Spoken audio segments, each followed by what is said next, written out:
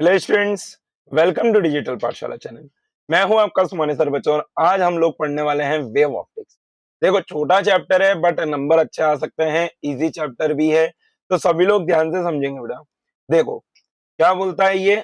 सबसे पहला जो इसमें पार्ट है वो है वेव फ्रंट। ना वेव फ्रंट क्या होता है? बेसिकली आप एक बात समझो कि अगर मान लो कुछ एक वेव चल रही है इस तरीके से, ठीक है। अगर वेव चल रही है इस तरीके से, तो ये वेव क्या करेगी, इस जब इस तरीके से चल रही है तो अपने पास ये क्या करेगी, पॉइंट सोर्स को ऐसे सर्कल बनाते हुए चलेगी। ठीक है बेटा, ये पॉइंट सोर्स का क्या करेगी, ऐसे सर्कल बनाते हुए चलेगी। तो ये जो वेव चल रही है ये किसका काम करेगी बेटा? ये आने वाले वेव फ्रंट्स के लिए, this is a wave front. हमने क्या बोला, जो सारे पार्टिकल्स सेम फेज में होंगे अगर उसका हम लोकस करते हैं तो ये क्या बना देगा बेटा, वेव फ्रंट। ठीक है, तो इसकी डेफिनेशन आपको याद रखनी है, it is important. That is locus of all the points vibrating in same phase. ठीक है बेटा, is known as wave front. अब वेव फ्रंट कैसा हो सकता है? Plane, cylindrical and spherical. ठीक है, अगर जैसे मान लो पॉइंट सोर्स है तो इसके आसपास जो आएगा ये कौन सा आएगा बेटा, स्फेरिकल। पॉइंट सोर्स के लिए कैसा बनेगा, स्फेरिकल, ये याद रखना है हमको। पॉइंट सोर्स के लिए स्फेरिकल। ओके, अब आप देखना, अगर मेरे पास है लीनियर सोर्स, जैसे कि आप मान के चलो ट्यूबलाइट टाइप का सोर्स है, तो लीनियर अगर सोर्स है बेटा तो जो वेव फ्रंट आता है वो कैसा आता है, सिलिंड्रिकल। Okay, always remember. तो it is cylindrical for the linear source, this is linear source. Linear source, तो वेव फ्रंट कैसा हो जाएगा बेटा, सिलिंड्रिकल, ये आपको याद रखने की जरूरत है। एंड फॉर प्लेन, अब ये प्लेन वेव फ्रंट कैसे होता है, for the extended source. Plane for the extended source, समझ में आया? जैसे मान लो एक स्क्वायर लाइट है, उसके कारण देखते हैं तो ये क्या बना देगा, प्लेन वेव फ्रंट बना देगा। अब यहां पर थोड़ा सा ध्यान से समझते हैं बेटा। देखो, ये आपके पास क्या है, ओरिजिनल वेव, ये क्या था आपके पास, ओरिजिनल वेव फ्रंट। तो ये जो बनेगा ये क्या बन रहा है बेटा, सेकेंडरी वेव। क्या बन रहा है, ये सेकेंडरी वेव फ्रंट। तो every point on a wave behaves as a secondary source of wavelets for the upcoming motion। ठीक है, अब आप ध्यान से देखना, इसको हम क्या बोलते हैं, वेवलेट्स। इसको हम क्या बोलेंगे बेटा, वेवलेट्स। ये जो मैंने स्फेरिकल बनाया ना, इसको हम क्या बोलेंगे, वेवलेट्स, सेकेंडरी वेवलेट्स। ठीक है बेटा, let's move further. Now Huygens principle के बारे में समझना है। A wavefront represents how a wave propagates in space, all points on it vibrate together. ये वही जो डेफिनेशन मैंने आपको लिखाई थी और जो अभी मैंने पूरा एक्सप्लेन किया। Plane wave front occurs far from the source, spherical near the point sources, जैसा कि मैंने आपको अभी बताया। आगे चलते हैं, Huygens principle, very important for the CBSE. आपको 3 मार्क में हाइगेन्स प्रिंसिपल लिखने को आएगा और इससे एक लॉ ऑफ रिफ्रैक्शन और लॉ ऑफ रिफ्लेक्शन को प्रूव करने को आ सकता है। तो देखो, each point on a wave front is the source of secondary wavelets. Secondary wavelets, समझ में आया बेटा? Envelope gives the new wave front. तो अभी जैसा कि हमने देखा, वो जो आपको पीला वाला दिखाया था मैंने, ये देखो यहाँ पर, ये जो पीला वाला दिखाया मैंने, ये क्या कर रहा है, सेकेंडरी वेव फ्रंट बन रहा है। ये आपका ओरिजिनल वेव फ्रंट था, तो हर पॉइंट इसमें क्या बना रहा है, आगे वाले सोर्स के लिए वेव फ्रंट बना रहा है। ठीक है, तो this is the Huygens principle, you need to remember it. So this principle helps us understand reflection, refraction, and interference and diffraction. Secondary wavelets travel with the same speed as the wave. There is no change in the speed of the wave. Okay, this is the important point that you need to remember. आगे चलते हैं बेटा, that is the law of reflection. अब law of reflection हमने तो वहां से भी पढ़ा था, अब हमको यहां पर भी दिया हुआ है, कैसे पढ़ेंगे देखो। हमको यहां पर से प्रूव करना है with the use of wave front theory, और law of reflection we need to prove using the Huygens principle. तो देखना बेटा, यहां पर ध्यान से, सबसे पहले मैं आपको एक डायग्राम बना रहा हूं। मान लो this is a plane reflecting surface. अब आप देखना कि मैंने बोला यहां पर एक वेव फ्रंट कुछ इस तरीके से आ रहा है।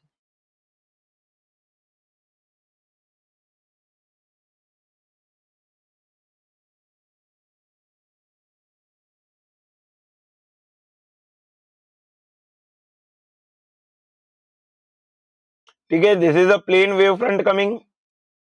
Now see, after the reflection, just a minute, पहले नॉर्मल बना देता हूं मैं। अगर ये एंगल आई है तो भाई ये भी एंगल आई होगा, पैरेलल रेज है ना। अब आप देखना भाई, अगर प्लेन रिफ्लेक्टिंग वेव है तो angle I is equal to the angle r. समझ में आया? Angle I is equal to the angle r. Yes और no? This is the property of reflection and we need to prove it. तो अब मैंने बोला कि मान लो ये एंगल आर ले लेते हैं। देखो यहां पर से आप इसको ऐसा परपेंडिकुलरली ज्वाइन कर दो। This is perpendicular, this is also perpendicular. यार मैं इसको व्हाइट से बनाना चाहता था, मैंने येलो से ही बना दिया।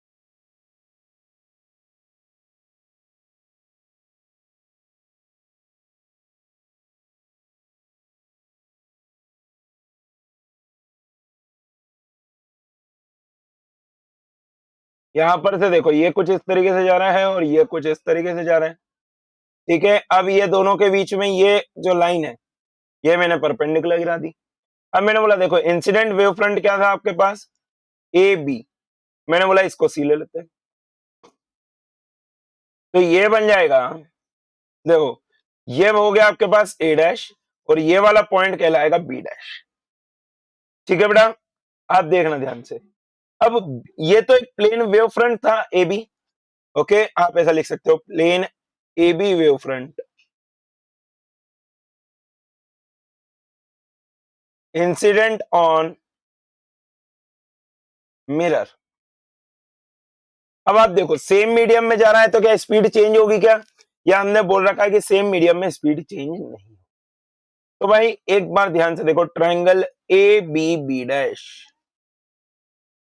Triangle A B B dash. अब आप ध्यान से देखना,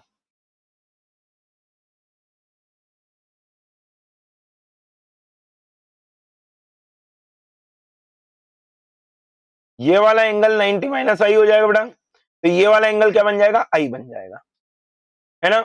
अब ध्यान से देखना जरा, अब ये जो बी से बी डैश है, बी बी डैश बराबर क्या हो जाएगा, A dash, because speed of light is same in this medium, तो it will be equal to we t. अब आप ध्यान से देखना, तो अगर मैं लिखता हूं sine i in this red triangle, sine आई बराबर आप क्या लिख देंगे बेटा, बी बी डैश अपॉन में ए बी डैश। ओके, बहुत बढ़िया। और अब ट्राइंगल देखो ए डैश बी डैश, तो आप देखो अगर ये एंगल आर है तो ये एंगल 90 माइनस आर, तो क्या ये एंगल आर बन गया? और अगर ये एंगल आर बन गया तो मैं यहां पर से क्या लिख सकता हूं, साइन आर बराबर A dash by A B dash. तो यहां पर से देखो, इसको अगर 1 डाल देते हैं, इसको अगर 2 डाल देते हैं, अब हमको पता है ए डैश बराबर बी बी डैश और that will be equal to we T. तो 1 डिवाइडेड बाई 2 कर दो बेटा, तो हमारे पास क्या आ जाएगा, sine I by sine R, that will be equal to A B dash, सब कट गया, ये 1 आ गया। तो भाई हमारे पास क्या बनेगा, साइन आई बराबर साइन आर। और अगर ये बन गया तो क्या मैं लिख सकता हूं, angle I is equal to angle R. तो यहां पर से हम बोलेंगे हेंस प्रूव। ठीक है बेटा, तीनों कैसे आ रहे हैं, सेम प्लेन में आ रहे हैं। Normal, incident wave, reflected wave are in the same plane and angle I is equal to angle R. This is the law of reflection. आगे चलते हैं, लॉ ऑफ, अच्छा ये तो मैंने कर ही दिया, लॉ ऑफ रिफ्रैक्शन की ओर। तो देखो बेटा, जब अगर मीडियम चेंज होगा, तो अगर मीडियम चेंज होता है तो इससे क्या चेंज होता है बेटा, स्पीड ऑफ लाइट चेंज होती है। ठीक है, तो मैं आपको एक पार्ट बता रहा हूं, आप दूसरा वाला पार्ट खुद से भी कर सकते हो। अच्छा, ये मैं आपको बता देता हूँ कि लास्ट वाली वीडियो में एक छोटी सी गलती हो गई थी कि भाई मैंने बोला था mu one by mu two sine I is equal to sine are. अब मैंने बोला था कि mu one is greater than mu two, तो भाई ये होगा बेंडिंग अवे, तो भाई म्यू1 बाई म्यू2 क्या हो जाएगा, ग्रेटर देन 1। तो मतलब मैं लिख सकता हूं sine r will be greater than sine i. तो यहां पर से क्या बनेगा, angle r will be greater than angle i. ये बस थोड़ी सी गलती हो गई थी पिछले वीडियो में।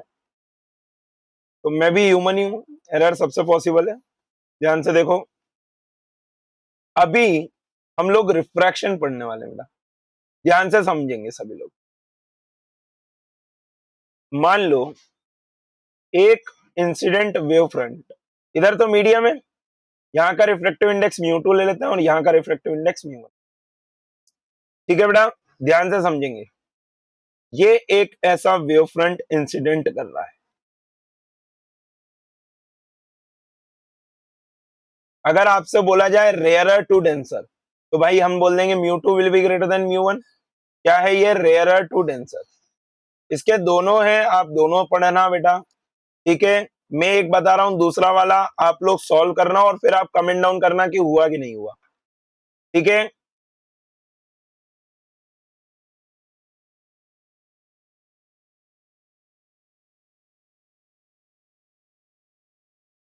देखो ये एक वेव फ्रंट था ए बी। ठीक है, इसको हमने इंसिडेंट करा एट सम एंगल। अब आप एक बात बताओ भाई, लॉ ऑफ रिफ्रैक्शन तो क्या बोलता है, if mu two is greater than mu one, तो भाई light will bend towards the normal, light will definitely bend towards the normal.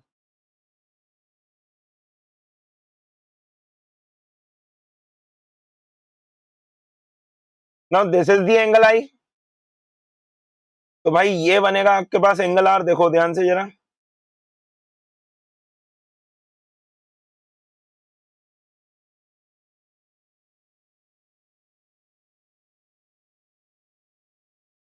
या आपको स्केल से बनाना है बेटा एग्जाम में, ये मतलब मैं बना रहा हूं ऐसे, वैसे नहीं बनाना है।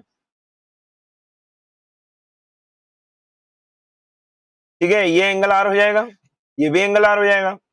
जब आप यहां पर से इसको परपेंडिकुलर गिराओगे, ठीक है बेटा, तो ये बनेगा A dash and this one will be the B dash.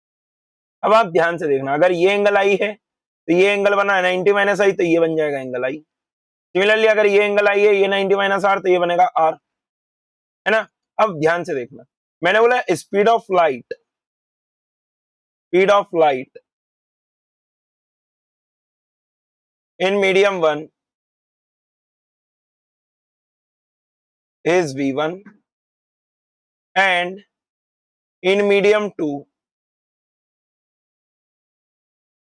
is v2।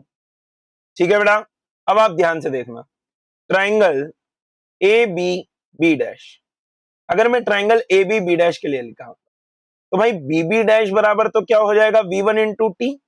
मान लो टी टाइम लिया, तो इतने ही टाइम में दूसरे वाले में भी तो आगे बढ़ गया। चलो देखेंगे, तो पहले मैंने बोला साइन आई निकालते हैं, तो साइन आई बराबर क्या बनेगा बेटा, बी बी डैश अपॉन में क्या बना हमारे पास, ए B dash.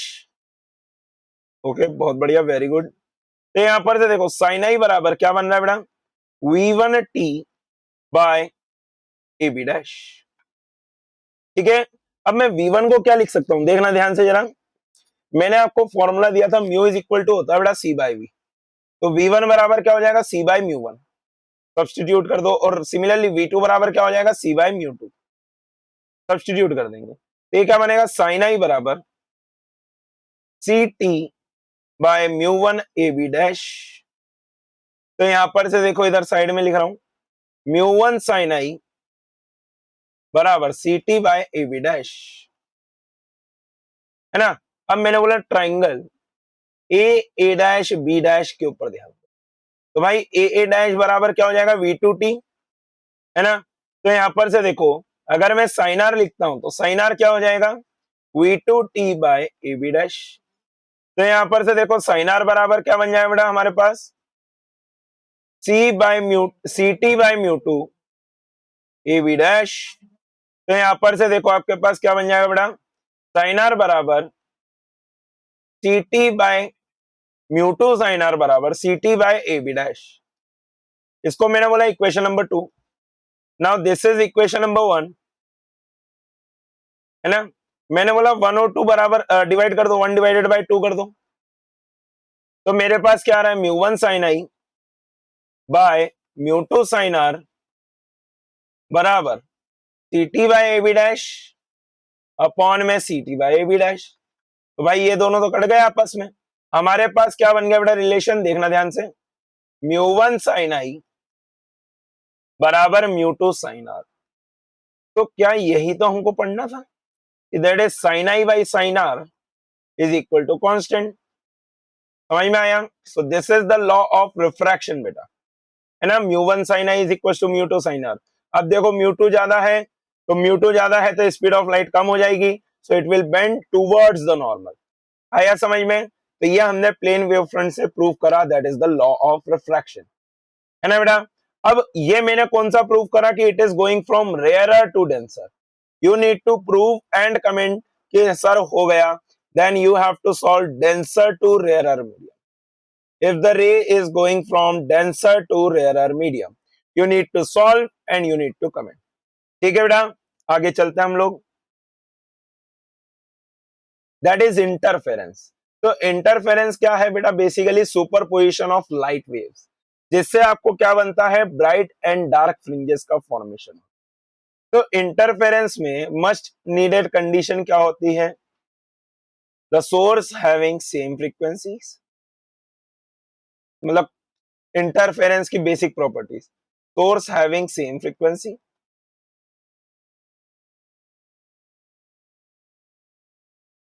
And also having constant phase difference. क्या होता है बेटा, कांस्टेंट फेज डिफरेंस।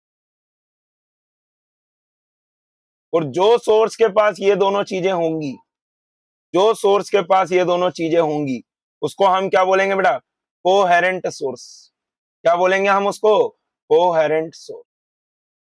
अच्छे से याद रखेंगे ये चीज बिल्कुल। अब देखो यहां पर क्या फॉर्मूला बनता है कि मान लो y1 इक्वल टू दे रखा है a साइन ओमेगा टी, ठीक है, और y2 दे रखा है तुमको a sine omega T plus 5। तो भाई जो रिजल्टेंट वेव बनती है वो क्या बनेगी, y1 प्लस में y2। तो y बराबर क्या बन जाएगा, a sine omega T plus में a sine omega T plus में 5। अच्छा, अलग अलग भी एम्पलीट्यूड हो सकते हैं, whatsoever it is. Sine C plus sine D का फॉर्मूला आप लोग लगाएंगे यहाँ पर से, ठीक है। तो मेरे पास जो रिजल्टेंट एम्पलीट्यूड बनता है बेटा, तो यहाँ पर ध्यान से देखना। तो अगर मैं रिजल्टेंट एम्पलीट्यूड निकालता हूं तो वो बनता है under root of a1 square plus a2 square plus में 2a1 a2 cos 5।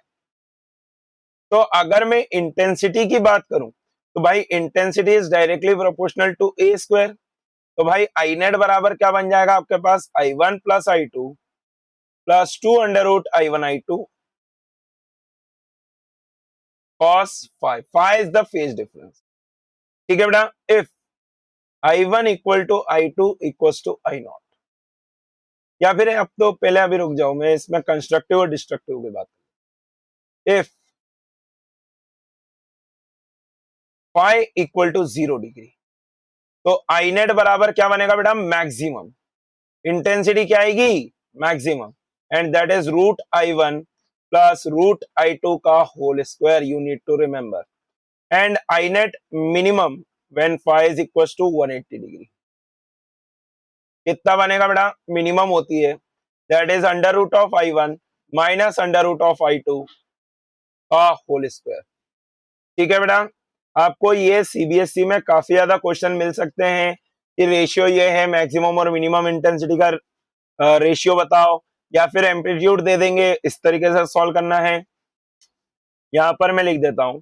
तो भाई I max by I minimum बराबर क्या फॉर्मूला बन रहा है हमारे पास, root i1 plus root i2 upon में root i1 minus root i2 का whole square. You need to remember, अगर एम्पलीट्यूड के टर्म में पूछा जाए तो I max by I minimum बराबर क्या बन जाएगा बेटा, A1 प्लस A2 अपॉन में A1 माइनस A2 का होल स्क्वायर। ठीक है, समझ में आया बेटा। अब देखो कंस्ट्रक्टिव और डिस्ट्रक्टिव इंटरफेरेंस के बारे में हमको समझना है। तो भाई मैंने नेट इंटेंसिटी क्या लिखी या फिर नेट एम्पलीट्यूड मैंने क्या लिखा, that is A1 square under root of A1 square plus A2 square plus में 2A1 A2 cos फाई। तो भाई कंस्ट्रक्टिव इंटरफेरेंस कब होता है, जब cos फाई की वैल्यू क्या हो 1। ठीक है, तो हम इसको क्या बनाएंगे 2n पाई पे, तो फाई बराबर क्या बनेगा बेटा 2n पाई। सिमिलरली डिस्ट्रक्टिव इंटरफेरेंस कब बनेगा, जब फाई की वैल्यू 180 डिग्री हो, and you can solve the things. ठीक है बेटा, this is the constructive interference, Young's double slit experiment. अब देखो अगर दो स्लिट रहती है तो YDSC होता है, सिंगल स्लिट रहती है तो डिफ्रैक्शन होता है। अब आप एक बात को समझना, एक चीज और बताना रह गया मेरा, रुको मैं यहाँ पर पहले सॉल्व कर रहा हूँ।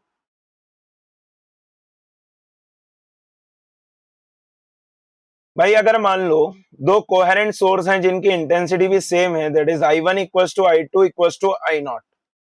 ठीक है, तो I नेट बराबर क्या बनता है बेटा, देखना ध्यान से जरा, रूट तो आता ही नहीं, I1 प्लस I2 प्लस में 2 root I1 I2 cos phi होता है ना बेटा। तो यहाँ पर ध्यान से देखना, I नेट बराबर I नॉट प्लस में I नॉट प्लस में 2 रूट I नॉट का स्क्वायर इंटू में cos फाई। ठीक है बेटा, तो I नेट बराबर क्या बन जाएगा 2I नॉट प्लस में 2I नॉट cos फाई। मैंने बोला बेटा 2I नॉट को बाहर निकाल लो, तो अंदर क्या बचेगा 2I नॉट इंटू में 1 प्लस cos फाई।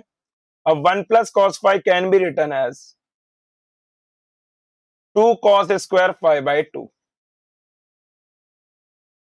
तो यहां पर से देखो I नेट बराबर 4I naught cos square phi by 2। So this is the formula for the intensity when two coherent source are interfering with each other। तो बेटा ये क्या बन जाएगा 4I naught cos square five by 2। तो बेटा इस पे क्वेश्चन हम कब करेंगे, जब मैं कल न्यूमेरिकल कराऊंगा। ठीक है, या फिर इवनिंग में ही देखूंगा मैं, न्यूमेरिकल का भी आ जाएगा आपके पास, है ना। तो अब आप ध्यान से देखो, ये फॉर्मूला बहुत ज्यादा इंपॉर्टेंट है, सीबीएसई का फेवरेट है, क्वेश्चन जरूर आएगा। ठीक है, इसलिए आपको ये याद रखना है बेटा। Then we have to next move towards the YDSC। तो YDSC में भाई नो डेरिवेशन है, नो डेरिवेशन नीडेड, सिर्फ और सिर्फ आपको क्या बोला उनने, बस याद करो, दैट्स इट। समझ में आया बेटा, आपको सिर्फ और सिर्फ क्या क्या याद रखना है, दैट इज फ्रिंज विड्थ क्या होता है, वाई हाइट का फॉर्मूला क्या होता है, एंड सो ऑन। ठीक है, तो आप सिंपल समझना बेटा, मैं तो सॉल्व करने में बिलीव रखता हूं, मेरे को याद नहीं रहते फॉर्मूले, बट मैं आपको अभी फॉर्मूले लिखवा दूंगा जब रे कुछ इस तरीके से जा रही है, समझना।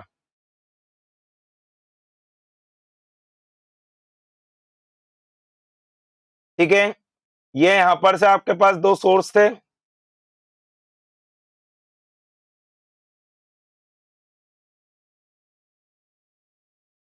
मान लो ये परपेंडिकुलर गिरा दिया आपने यहां पर से। ये डी क्या होती है, स्लिट विड्थ। डी क्या होती है, स्लिट विड्थ, और we can say the distance between the slits. Capital D क्या होती है, screen distance from slit, screen distance from slits. ठीक है बेटा, अब यहां पर से आप देखना, ये जो पाथ डिफरेंस आता है, इसको मान लो अगर मैंने थीटा लिया तो ये होता है पाथ डिफरेंस, और ये पाथ डिफरेंस आप किसके बराबर लेते हो, D sine theta. And as the angles are very small, ध्यान से सुनना बेटा, ये एंगल भी क्या बन जाता है, थीटा बनता है। अब ये y है, ये कैपिटल डी है, तो टेन थीटा बराबर आप क्या लिखेंगे, कैपिटल Y बाय, मतलब y बाय कैपिटल डी। अब भाई हमने बोला as theta is small, sine theta is approximately equal to theta, तो आपके पास क्या बन जाएगा, डेल्टा एक्स बाई डी बराबर y बाय कैपिटल डी। अब डेल्टा एक्स बराबर क्या बनेगा, Y D by capital D. अब आप ध्यान से देखना बेटा, डेल्टा एक्स आ गया। अब मेरे को पता है कि भाई पाई इज इक्वल टू क्या लिखते हैं आप, 2 पाई बाय लैम्डा इंटू में डेल्टा एक्स। ठीक है, तो पाई बराबर क्या बन जाएगा, 2 पाई बाय लैम्डा इंटू में delta x, that is y d by capital. आई बात समझ में बेटा? तो ये आपके पास क्या बन रहा है। अब अब कंस्ट्रक्टिव के लिए अलग बनेगा और डिस्ट्रक्टिव के लिए अलग बनेगा। तो कंस्ट्रक्टिव के लिए क्या बनाओगे आप, 2n पाई, दैट इज, नहीं n पाई बन जाएगा, कंस्ट्रक्टिव के लिए n पाई बन जाएगा। तो ये क्या बना दोगे आप, 2 pi by lambda y D by, 2n pi था ना, 2n पाई। तो भाई यहां पर से देखो y बराबर क्या बन रहा है, n lambda D by D. कितना बन रहा है बेटा, n lambda D by D. अब ये हमने काय के लिए पढ़ा, कंस्ट्रक्टिव के लिए पढ़ा। अब डिस्ट्रक्टिव के लिए पढ़ते हैं बेटा। डिस्ट्रक्टिव, ये y क्या है, ये देखो P इस पॉइंट पे क्या बनेगी, सेंट्रल ब्राइट फ्रिंज। जब हमने इससे कितने ऊपर हमारी फर्स्ट फ्रिंज आ रही है, मतलब कौन से नंबर के फ्रिंज है, हमको अगर वो निकालना है तो वी कैन गेट इट। अब देखो डिस्ट्रक्टिव इंटरफेरेंस में फाई बराबर क्या होता है, 2n प्लस 1 पाई। ठीक है, तो आपने फाई को लिख दिया 2 pi by lambda, that is equal to 2n plus 1 pi into delta x. तो pi path difference in this case क्या आ जाएगा, path difference, that is delta x बराबर 2n प्लस 1 लैम्डा बाई 2। अब आपने देखो वापस से डेल्टा एक्स क्या लिख दोगे, Y D by D, that is equal to 2n plus 1 lambda by 2। तो भाई यहां पर से देखो y बराबर क्या आ रहा है, 2n plus 1 lambda D by small D upon में 2। ठीक है बेटा, तो ये मैंने आपको कंस्ट्रक्टिव और डिस्ट्रक्टिव का डेरिवेशन भी बता दिया, हालांकि कोई काम का नहीं है, no use for this, but आपको फॉर्मूला याद रखना है। तो इसमें पहली चीज आती है बेटा fringe width, that is beta. तो ये बनेगा y2 माइनस y1। तो यहां पर से जब सॉल्व करते हैं तो ये बनता है lambda D by small D. ठीक है बेटा, फ्रिंज विड्थ का फॉर्मूला क्या बनता है, lambda D by small D. अब इंटेंसिटी का तो वही मैटर है जो मैंने आपको पहले बताया था, वैसे ही सॉल्व करने को क्वेश्चन आ जाएगा, है ना। अब आप ध्यान से सुनना, इसमें क्वेश्चन कुछ इस टाइप से भी पूछ सकता है कि अगर हमने ऐसी स्लिट विड्थ था, हमने ये वाली स्लिट के सामने एक शीट रख दी तो क्या होगा। तो बेटा कुछ भी नहीं होगा, जिधर की साइड ये रखा है, एक ग्लास शीट रख दी या फिर ग्लास स्लैब रख दिया, तो क्या होगा, वाईडीएससी में फ्रिंज विड्थ में क्या आएगा। तो बेटा इसमें याद रखना, the central maxima will be shifted.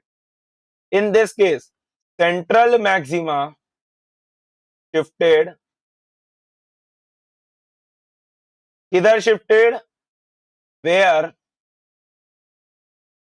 The sheet is placed. ठीक है, और इसमें no change in fringe width. क्या होगा बेटा, no change in fringe width.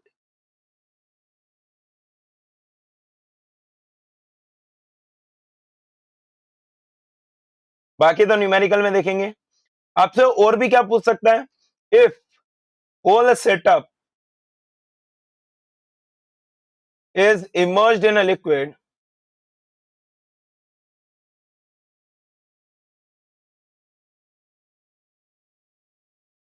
what will happen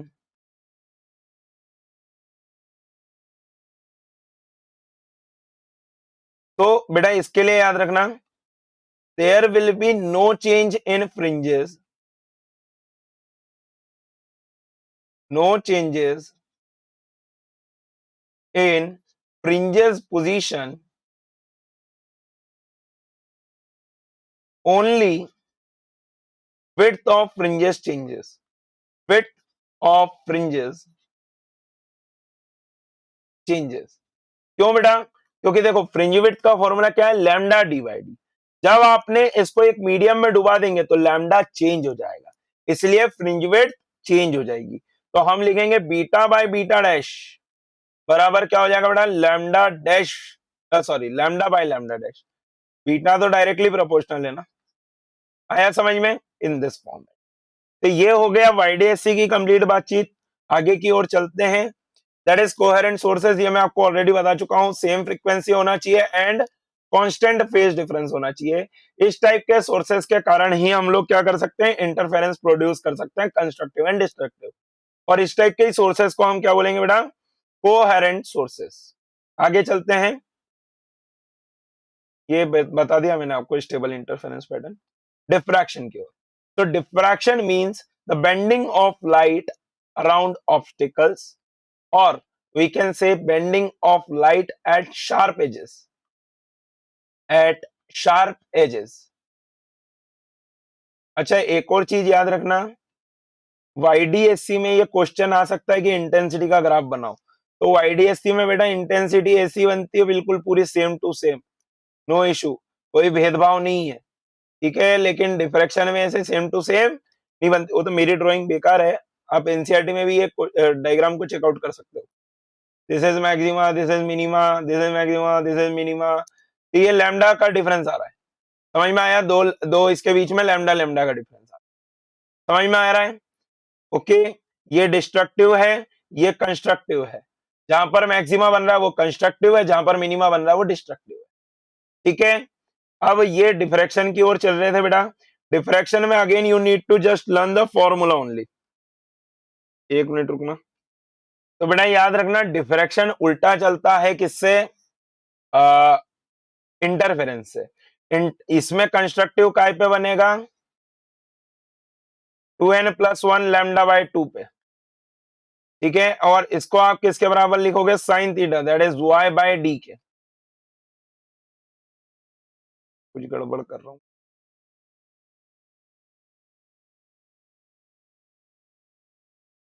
upon में a भी आएगा ये, ठीक है। तो y बराबर क्या बनेगा, lambda D by 2n, sorry 2n+1 तो ऊपर ही है,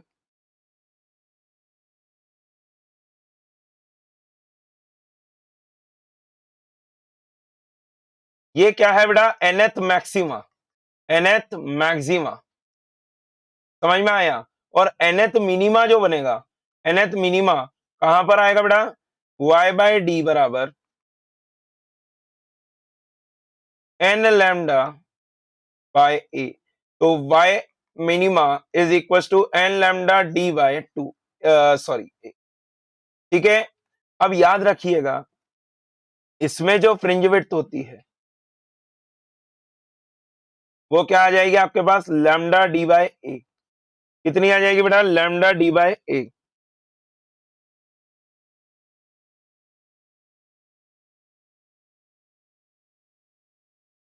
अब आप ध्यान से समझो, आपको एक और चीज पूछता है इसमें कि सेंट्रल मैक्सिमम की लीनियर विड्थ और एंगुलर विड्थ। तो सेंट्रल मैक्सिमम के ऊपर बहुत टारगेट किया जाता है इसमें। तो सेंट्रल मैक्सिमम, अच्छा ये जो ए है ये स्लिट विड्थ नहीं है, ये स्लिट का मतलब लेंथ है, स्लिट लेंथ बोलेंगे इसको, स्लिट लेंथ। ये कंफ्यूजन मत रखना बस, ठीक है। अब देखो सेंट्रल मैक्सिमा के लिए आपको क्या बोलता है कि भाई लीनियर विड्थ बताओ। तो लीनियर विड्थ कितनी होती है, दोनों तरफ होती है ये। तो लीनियर विड्थ तो बराबर क्या लिख दोगे आप, 2 times of lambda D by a, ठीक है। कितना बन जाएगा बेटा, 2 times of lambda D by a. और एंगुलर विड्थ तो पूछेगा, एंगुलर विड्थ भी पूछी जा सकती है बेटा। तो ये कितनी हो जाती है, 2 लैम्डा बाय ए। कितनी हो जाएगी, 2 लैम्डा बाय ए। आपने बस डी से डिवाइड कर देना है, ठीक है बेटा। ये हो गई सेंट्रल मैक्सिमा की बातचीत, है ना। अब इसमें इंटेंसिटी को रिलेटेड आपसे ग्राफ को पूछ सकता है, काफी ज्यादा इंपॉर्टेंट है। तो यहां पर से ध्यान में रखना, इसका जो ग्राफ बनता है बेटा वो कुछ इस तरीके से बनता है, इसमें इंटेंसिटी डाउन होते जाती है, ठीक है। Like this intensity will gradually drop, और आखिरी में जाते जाते ये खत्म हो जाता है, ठीक है। ऐसे ही इधर भी बनेगा, मतलब मेरा थोड़ा सा लेफ्ट साइड की दिक्कत है ना। तो ये मैक्सिमम इंटेंसिटी सेंट्रल मैक्सिमा पे, और उसके बाद ही सीधा आई नॉट बाई 22 हो जाती है दोनों तरफ। समझ में आया बेटा? तो ये याद रखेंगे, this is for diffraction. Okay, तो ये सब कुछ कंप्लीट कर दिया बेटा मैंने वेव ऑप्टिक्स का। आई होप कि आपको मजा आया होगा, समझ में आया होगा। काफी ज्यादा इंपॉर्टेंट है, छोटा सा चैप्टर है, मतलब इवेंचुअली हमने भी शायद आधे घंटे में ही कवर कर दिया है, और इससे मार्क्स आने के बहुत चांसेस है। हाइगेन्स प्रिंसिपल को बेटा आपको बिल्कुल एकदम दिमाग में सेट करके जाना है। आ सकता है, मैक्सिमम चांस है, 100% चांस है कि इस बार आएगा ही आएगा, लॉ ऑफ रिफ्रैक्शन वाला। ठीक है बेटा? So thank you so much everyone. Thank you for watching the lecture. Please keep learning, keep watching and do subscribe the channel. Also share with your friends. ठीक है बेटा? अब एंड मोमेंट है, पढ़ लो बिल्कुल भी। और जैसे कि कल मैंने एक वीडियो बनाया था, ये लीक वीक के चक्कर में मत पढ़ना, कुछ नहीं लीक होता, फालतू दिमाग नहीं लगाने का, पढ़ाई करने का है। पढ़ाई करो, अच्छे से नंबर आएंगे, पास करेंगे। ठीक है? So bye bye everyone, take care, thank you so much.